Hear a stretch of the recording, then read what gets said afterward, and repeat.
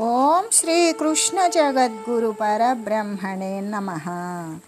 ఓం నమో శ్రీ వేదవ్యాసాయ నమః. ఓం మద్గురు శ్రీ పూర్ణానంద స్వామినే నమః. ఓం శుక్లాం భరధరం విష్ణుం శశివర్ణం చతుర్భుజం ప్రసన్నవదనం ధ్యాయేత్ సర్వవిఘ్నోపశాంతయే.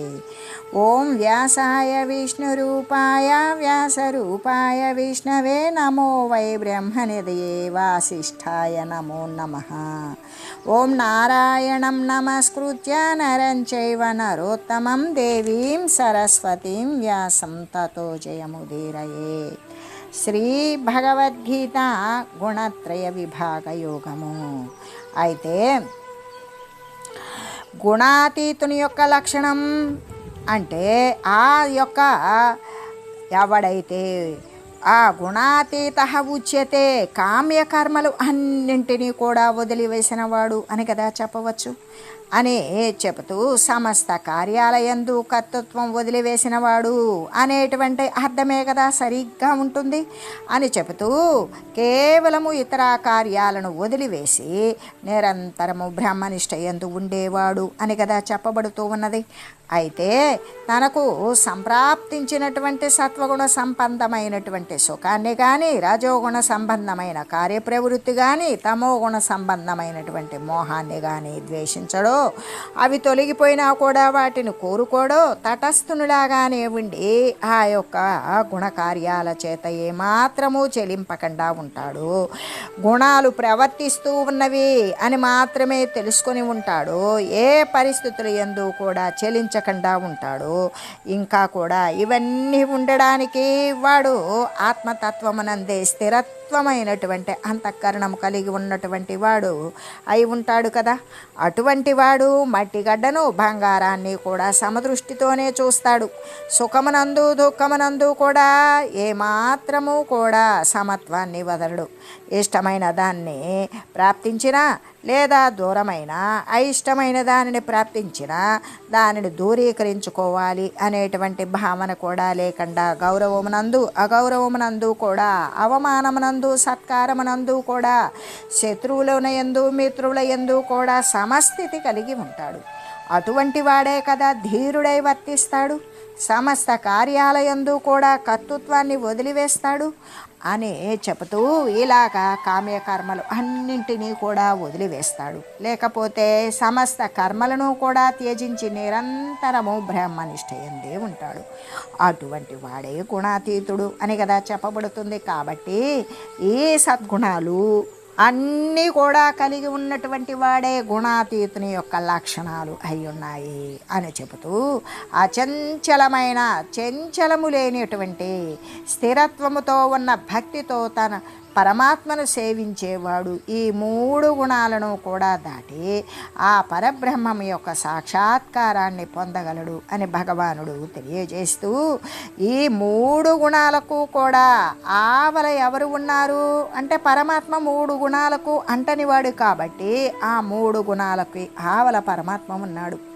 మూడు గుణాలను కూడా సత్వరజస్తమో గుణాలను దాటివేసినట్లయితే భగవంతుని యొక్క ప్రాప్తి సిద్ధిస్తుంది. కానీ వానిని దాటడం ఎట్లా అంటే ఎంతో విచారణ, మనస్సు నిగ్రహించడము, మనసును సంయమనం చేయడం దానికి అవసరం కదా. కానీ భక్తి యొక్క సహాయం ఉన్నట్లయితే ఈ జ్ఞానస్థితి అనేది సులభంగా లభిస్తుంది. కాబట్టే గీతాచార్యులు అయినటువంటి శ్రీకృష్ణమూర్తి దాదాపు కూడా ప్రతి అధ్యాయమందు ప్రతి యోగమునందు ఈ భక్తిని గురించి తెలియజేస్తూనే ఉన్నారు. అంటే ఇప్పుడు చెప్పుకునేటువంటి గుణత్రయ విభాగ యోగము అనేటువంటిది అఖండమైన జ్ఞానోపదేశం చేయబడినటువంటి సందర్భమే అయినప్పటికీ కూడా దీని చివర కూడా భక్తి యోగం యొక్క అవసరాన్ని గురించి నిరూపించారు కదా. అయితే సామాన్యమైనటువంటి భక్తి సరిపోతుందా అంటే చాలదనే చెప్పారు. అచంచలమైన నిశ్చలమైనటువంటి భక్తి కావాలి అని కదా చెప్పింది అని చెబుతూ, అనన్య భక్తి ఉండాలి అని కదా. ఇతరత్ర ధ్యాస లేకుండా ఏ వస్తువును పరమాత్మతత్వాన్ని కాంక్షిస్తున్నామో దాని పట్ల ఇతర ధ్యాస లేకుండా ఉండాలి అని కదా చెప్పారు. అంటే ఈ దృశ్య సంబంధమైన విషయాల యందు విభజింపబడినటువంటి ఏకాంత భక్తి అవసరము అనే కదా భావన. అంటే ప్రపంచం వైపు కొంత, పరమాత్మ వైపు కొంత విభజింపబడినటువంటి మనస్సు కలిగి ఉండాలి. సర్వే సర్వత్రా కూడా పరమాత్మ యందే ఇతర ధ్యాస లేకుండా ఉండాలి. భక్తి మార్గము అనేది సర్వులకు కూడా చాలా సులభమైనది అయింది కదా. దానిచేత అటువంటి ఉత్తమమైన భక్తిని ప్రతి ఒక్కరూ కూడా సంపాదించుకోవాలి. దాని ద్వారా భగవంతుని యొక్క కృపను, ఆ భగవంతుని యొక్క కృప ద్వారా బ్రహ్మజ్ఞాన వ్యాప్తిని, అలా బ్రహ్మజ్ఞానం వ్యాపించడము చేత దాని చేత బ్రహ్మానుభూతి, ఆ బ్రహ్మమును అనుభూతిని పొందడం కోసం అనుకూలంగా ఉంటుంది. ఆ విషయాన్ని గురించే కదా ఇంతసేపు కూడా ఇక్కడ తెలియజేయబడింది. అసలు బ్రహ్మత్వాన్ని ఎవడు పొందుతాడో, మోక్షసిద్ధి ఏ ప్రకారం చేకూరుతుందో అనేది చక్కగా మనకి ఈ యొక్క శ్లోక తాత్పర్యమునందు చక్కగా నిరూపించబడింది కదా. అంటే చంచలము లేనటువంటి మరి స్థిరత్వము కలిగిన నిశ్చలమైన భక్తి కలిగినటువంటి వాడే మోక్షానికి అర్హతను సంపాదించగలడు, ఆత్మానుభూతిని సిద్ధింపచేసుకోగలడు అని కదా మనకి ఇక్కడ స్పష్టమైనది. కాబట్టి యోగ్యతయే ఇక్కడ ప్రధానం. కానీ జాతి కానీ, మతము కానీ, కులము కానీ, వర్ణము కానీ, ఆశ్రమ ధర్మాలు కానీ ఇవేవి ముఖ్యము కావు. వాని యొక్క అర్హత ఏమిటి అంటే వాడు మోక్షానికి తగినటువంటి ఆత్మానుభూతి యొక్క అర్హతను సంపాదించుకోగలగటమే. వాడు ఏ మతము వాడైనా, ఏ జాతి వాడైనా, ఏ కులస్థుడైనా, ఏ వర్ణానికి చెందిన, ఏ ఆశ్రమ ధర్మాన్ని నెరపుతూ ఉన్న స్త్రీ అయినా పురుషుడైనా కూడా ఇవేవి అడ్డు కాదు పరమాత్మతత్వాన్ని పొందడానికి. ఇవి భౌతికమైనటువంటి వస్తుతలు ఏవీ కాదు అని చెబుతూ అతీత్య అని చెప్పలేదు, సమతీత్య అని చెప్పారు.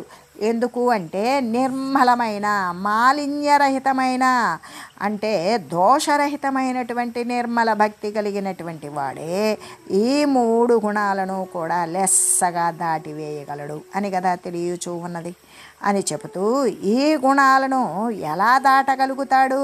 అందుకే కథం చైతాం స్త్రీ గుణానతి వర్తతే. ఈ గుణాలను ఎలా దాటబడతాడు అని అర్జునుని యొక్క ప్రశ్నకైతే ఈ శ్లోకమున సమాధానమే అయి ఉన్నది. ఎలాగంటే అచంచలమైన భక్తి చేతనే జ్ఞానప్రాప్తిని పొంది, అచంచలమైన భక్తి జ్ఞానప్రాప్తిని కలిగిస్తుంది కదా. అలా జ్ఞానప్రాప్తిని పొందిని, ఆ జ్ఞానప్రాప్తి ద్వారా ఈ యొక్క సత్వరజస్తమో గుణాలు అని చెప్పబడే ఈ 3 గుణాలను కూడా దాటి మనుషుడు బ్రహ్మైక్యము, బ్రహ్మమునందు ఏకీకృత స్థితిని పొందగలుగుతూ ఉన్నాడు అని కదా ఇక్కడ చెప్పబడింది. కాబట్టి సులభతరమైనటువంటి ఈ భక్తి యోగం యొక్క సహాయము చేతనే సాధకుడు ఆత్మజ్ఞానాన్ని పొందాలి. ఈ 3 గుణాలను కూడా దాటివేయాలి. ముక్తత్వాన్ని శీఘ్రముగా వెంటనే పొందవచ్చు. ఆత్మజ్ఞానాన్ని పొంది ఈ 3 గుణాలను దాటి ముక్తిని వెంటనే పొందవచ్చు అని చెబుతూ తాను అంటే పరమాత్మ సాక్షాత్తు పరబ్రహ్మమే అనే విషయాన్ని గురించి శ్రీకృష్ణమూర్తి స్వయంగా అర్జునునికి తెలియజేస్తూ ఉన్నారు. బ్రహ్మణో హి ప్రతిష్ఠామృతస్య వ్యయస్య చ శాశ్వతస్య చ ధర్మస్య సుఖస్యైకాంతికస్య చ. ఎలాగంటే నేను అంటే ఆ పరబ్రహ్మ వస్తువు ఏదైతే ఉన్నదో అది నేను నాశరహితమును, నాకు పుట్టుక వినాశాలు అనేవి లేవు, భవనాశ స్థితి రహితుడైనటువంటి వాడను. కాబట్టి నేను నిర్వికారమును, ఏ మార్పులకు కూడా లోబడనటువంటి వాడిని, శాశ్వతమైన ధర్మస్వరూపాన్ని, దుఃఖమిశ్రితము కానటువంటి అంటే దుఃఖము లేనటువంటి ధర్మస్వరూపాన్ని, ఇంకా కూడా ఏ అతిశయము లేని సహజమైనటువంటి నిశ్చలమైనటువంటి చలనము లేనటువంటి ఆనంద స్వరూపమైన బ్రహ్మమునకు ఆశ్రయాన్ని అని చెబుతూ అంటే బ్రహ్మం యొక్క స్వరూపాన్ని నేనే అయి ఉన్నాను. అని తెలియజేస్తూ, అంటే అచంచలమైన భక్తితో నన్ను సేవించాడనుకో, ఆ విధంగా అంటే అచంచలమైన తనను పరమాత్మను సేవించేటువంటి వాడు 3 గుణాలను కూడా దాటివేస్తాడు. అలా దాటివేసినటువంటి వాడు ఏ విధంగా అంటే రాబోయేటువంటి స్థితిని గమనించినటువంటి వాడు మాత్రమే నిశ్చలమైన భక్తితో పరమాత్మను సేవిస్తాడు. అంటే దానికి త్రిగుణాలను దాటాలి అంటే పరబ్రహ్మ స్థానాన్ని పొందుతాను అనేటువంటి ముందు చూపు ఉంటుంది కదా, ఆ యొక్క ముందు చూపు ద్వారానే బ్రహ్మమును పొందుతాడు అని శ్రీకృష్ణమూర్తి చక్కగా తెలియజేశారు. ఎందుకు అంటే తాను వాస్తవంగా ఎవరో, తన యొక్క యథార్థ స్వరూపం ఎటువంటిదో దానిని గురించే కదా చక్కగా తెలియజేశారు. అంటే ఏ యొక్క 3 గుణాలను దాటివేసిన తర్వాత భవిష్యత్తులో మరి భవిష్యత్తును గురించి తను ఇప్పుడే ఆలోచన చేసుకున్నాడు. ఏమని అంటే ఏ లక్షణాలు కలిగి ఉంటాడు, ఎటువంటి విషయాలను తెలుసుకుంటే ఏ గురుతులు కలిగి ఉంటాడు గుణాతీతుడు అన్నప్పుడు, గుణాతీతుడు అయిన తర్వాత వాని యొక్క స్థితి ఏంటి, భగవంతుని యొక్క దర్శనము, భగవంతునితో సామీప్యము, భగవంతునితో ఏకీకృతము అయి ఉంటాడు కదా అని చెబుతూ, జీవుడైనటువంటి వాడు ముందు చూపును కలిగి ఉండాలి అని చెబుతూ, అదే ముందు చూపు లేకపోతే, భవిష్యత్తును గురించి ముందు చూపు లేకపోతే గుణాలను వాడు దాటివేయలేడు. గుణాలను దాటివేయకపోతే వాడు పరమాత్మ స్వరూపుడు కాలేడు. కాబట్టి వాడు భవిష్యత్తును గురించి ఇప్పుడే ఆలోచన చేసుకోవాలి. అంటే శరీరానికి పతనం ప్రారంభమైందా, మళ్ళీ శరీరం అనేటువంటిది గుణాలను దాటి పరబ్రహ్మమునందు పరివ్యాప్తము కాకపోతే, శరీరమునందు దృష్టి ఉన్నప్పుడు శరీరం పోయిందా, మరొకటి తయారై ఉంటుంది. అందుకని ఆత్మజ్ఞానాన్ని పొందవలసిందే. ఆత్మజ్ఞానాన్ని పొందడానికి గుణాతీత స్థితిని అనుసరించవలసిందే అని చెబుతూ, అయితే దీనికి మనం ఒక ఉదాహరణ తెలియజేసుకుందాం. ఒకానొక పట్టణంలో ఒక ఉద్యోగి ఉన్నాడు. అతడు ఆంగ్ల భాష యందు పట్టభద్రుడై ఉన్నాడు. ఒకనాడు అతనికి దూర ప్రాంతంలో ఉన్నటువంటి తన బంధువుల నుండి ఒక శుభలేఖ వచ్చింది. బంధువుల్లో ఒకరి వివాహం నిశ్చయమైంది. ఆ యొక్క శుభకార్యానికి వెంటనే బయలుదేరి రావలసిందిగా అతనికి కబురు వచ్చింది. వెంటనే అతడు ఏం చేశాడంటే ప్రయాణానికి సంసిద్ధుడయ్యాడు. కుటుంబ సమేతంగా కూడా ప్రయాణమైపోవడానికి నిశ్చయించుకొని, రైలు బండి ఎన్ని గంటలకు స్టేషన్కు వస్తుందో, ఎప్పుడు బయలుదేరుతుందో ఆ వివరాలన్నీ కూడా రైల్వే గైడ్ చూసుకొని వ్రాసుకుని ఉంచుకున్నాడు. ఎప్పట్లాగా ఆన్లైన్ టికెట్స్ కానీ లేదా ముందుగానే రిజర్వ్ చేసుకోవడం కానీ లేవు ఒకప్పటి కాలంలో. అలాగే రైలు సరిగ్గా మధ్యాహ్నం 12 గంటలకు స్టేషన్కు వస్తుంది. కాబట్టి ఒక అరగంట ముందుగానే వెళ్ళి స్టేషన్ ప్లాట్ఫారం మీద కుటుంబ సమేతంగా కూడా అతను కూర్చొని ఉన్నాడు. అంతలోనే అతని హృదయంలో ఒక చక్కని సంకల్పం అనేది పుట్టింది. రైళ్ళు సకాలానికి వస్తున్నవా లేకపోతే ఆలస్యంగా వస్తూ ఉన్నవా చూడాలి అనుకున్నాడు. ఈరోజు నేను ప్రయాణం చేస్తూ ఉన్న రైలు సరిగ్గా 12 గంటలకు రావాలి కదా, ఇప్పుడు ఎన్ని గంటలకు వస్తుందో నేను పరీక్షిస్తాను అని భావించుకున్నాడు. అట్లా భావించుకున్నవాడై తన చేతి గడియారం పైన దృష్టిని కేంద్రీకరించి ఉన్నాడు. 11:30 గంటలైంది. రైలు రాగలిగిన సమయం 12 గంటలు కదా. తర్వాత ఇంకా 11:30 అయింది. రైలు ఇంకా రాలా. 11:59 అయింది. ఇంకా రాలా. సరిగ్గా 12 గంటలు కాగానే రైలు ఖచ్చితంగా వచ్చి ప్లాట్ఫారం మీద నిల్చుంది. ఒక్క సెకండ్ అయినా సరే తేడా లేదు. ఆ ఘటన చూడగానే ఉద్యోగి యొక్క ఆనందానికి మాత్రం కూడా హద్దు లేదు. ఆహాహా, ఈ డ్రైవర్ ఎంత చాకచక్యంతో ఎంత క్రమశిక్షణతో రైలు బండిని నడుపుకుంటా వచ్చాడు. ఇటువంటి అనుభవజ్ఞులైనటువంటి డ్రైవర్లు ఉన్నట్లయితే రైళ్ళు ఎంత చక్కగా నడవగలుగుతాయి, ప్రయాణికులకి ఎంత సౌకర్యంగా చేకూరగలుగుతుంది అనే ఆలోచన చేసుకుంటూ ఒక్క క్షణమైనా సరే మరి తేడా లేకుండా రైలు నడుపుతూ ఉన్నటువంటి ఆ డ్రైవర్ని ప్రత్యేకంగా సత్కరిస్తే బాగుంటుంది అని ఆలోచన చేశాడు. వెంటనే పరిగెత్తుకుంటూ వెళ్ళాడు. ఆ ప్లాట్ఫారం మీద పుష్పాలు అంటే పూలమాలలు అమ్ముతూ ఉన్నటువంటి ఆ స్వామి వద్దకు వెళ్ళి ఓ పెద్ద పూలమాలను కొన్నాడు. ఆ డ్రైవర్ దగ్గరకు వచ్చాడు. డ్రైవర్ గారికి అభివాదం చెప్పాడు. అయ్యా నమస్తే డ్రైవర్ గారు, ఇంజిన్లో నుండి ముందు తమరు కాస్త ఒక్కసారి క్రిందకి దిగండి, తమకు సన్మానం చేయాలి అని నేను సంకల్పించుకున్నాను. తమ వంటి సుశిక్షితుడైనటువంటి సారథిని ఇంతవరకు నేను జగత్తులో చూడలేదనుకోండి. ఒక్క సెకను కూడా తేడా లేకుండా తమరు ఈ రైలు బండిని చక్కగా నడుపుతూ ఉన్నారు. ఇది ప్రయాణ చరిత్రలోనే చెప్పుకోదగినటువంటి విషయం. మా బోటి వారైతే గర్వించదగినటువంటి విషయం కూడాను. కాబట్టి మిమ్మల్ని సత్కరించడం మా యొక్క కర్తవ్యం, అసలు మా విద్యుక్త ధర్మం కూడా. దయచేసి తమరు ఇంజిన్ దిగండి డ్రైవర్ గారు, ఈ పుష్పమాల చేత మిమ్మల్ని చక్కగా అలంకరించవలసి ఉంది, మిమ్మల్ని సన్మానించాలి అని విజ్ఞప్తి చేశాడు.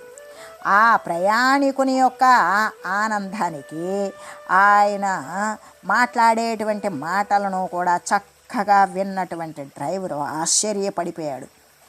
అతనితో అన్నాడు, ఓ మహాప్రభో, నన్ను క్షమించండి.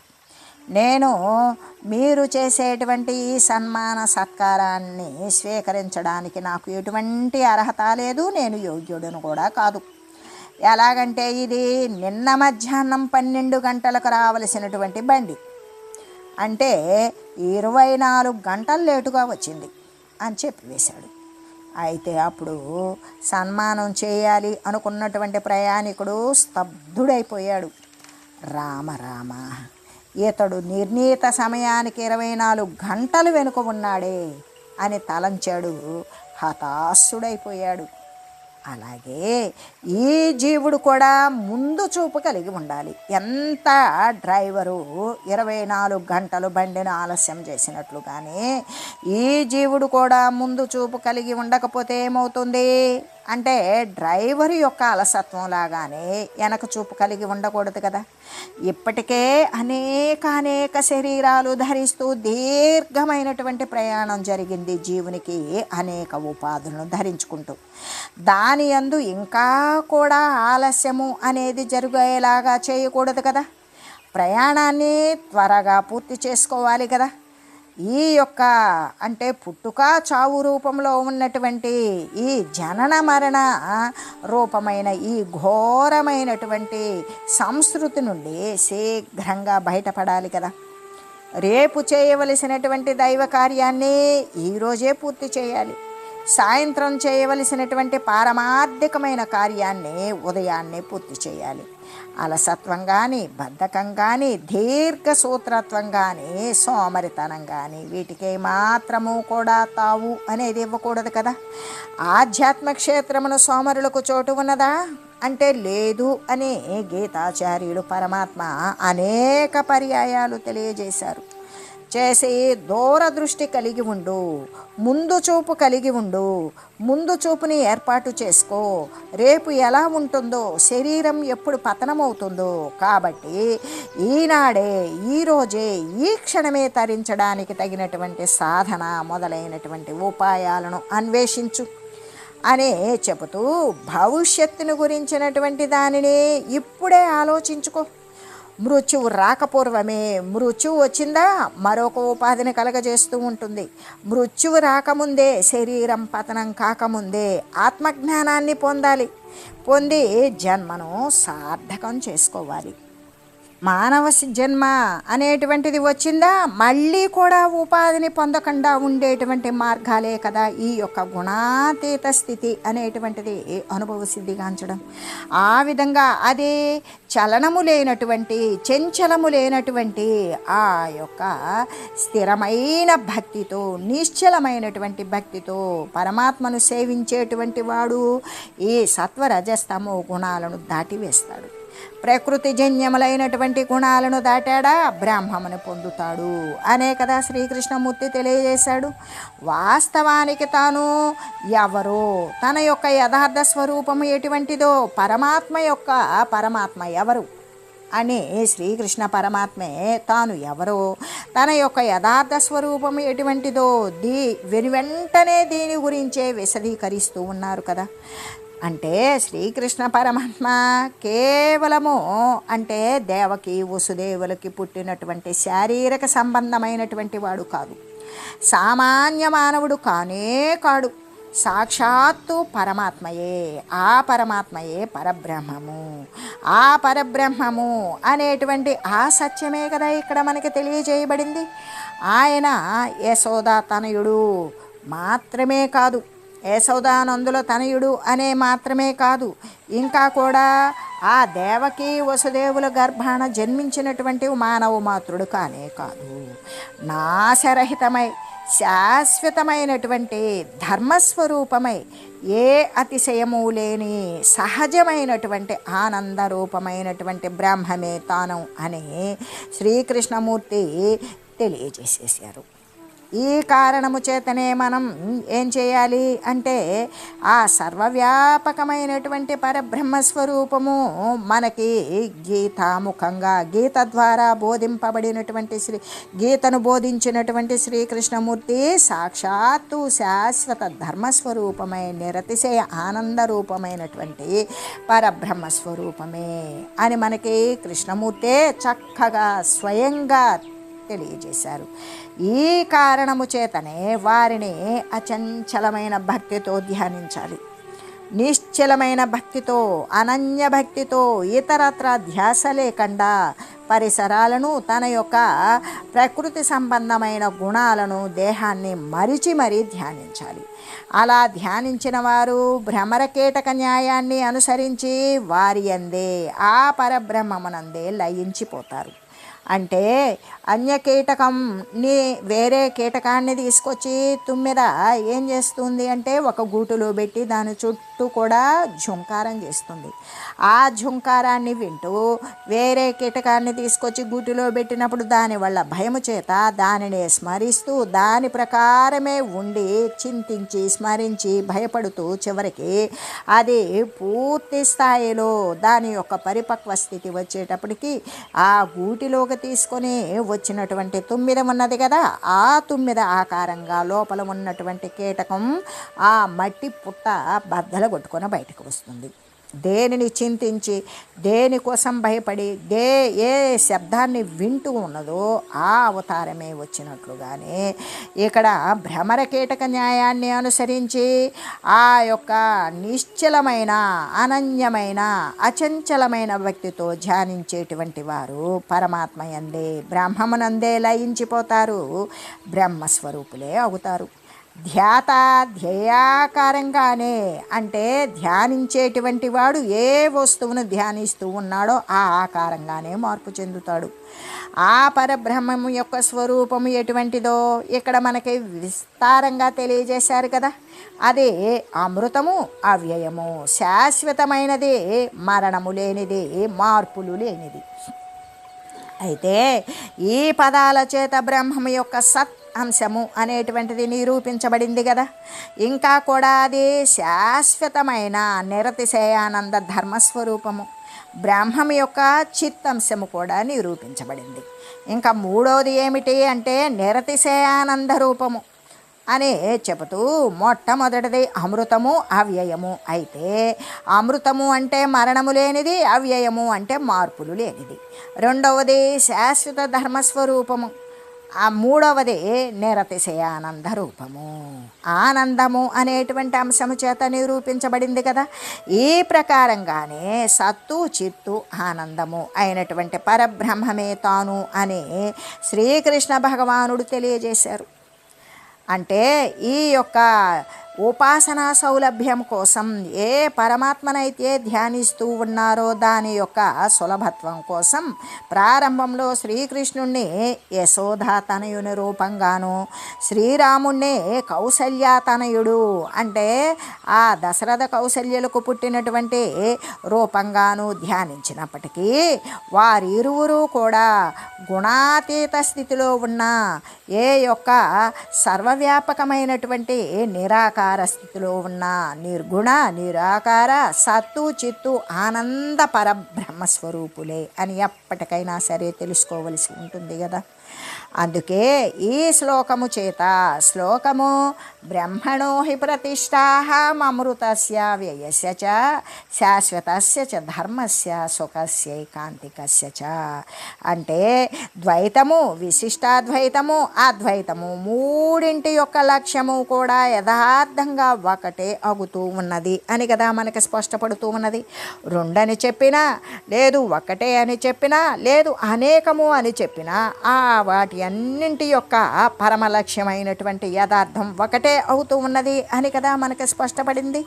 ఎలాగంటే రెండు అని చెప్పిన విశిష్టాద్వైతము అనే అనేకము అని చెప్పిన ఇటువంటి ద్వైత విశిష్టాద్వైతులు ఏ భగవంతుని యొక్క రూపాన్ని అర్చిస్తూ ఉన్నారో ఆ రూపము నిజానికి సచ్చిదానందమే అయ్యున్నది అని కదా మనకి ఇక్కడ తేలిపోయింది.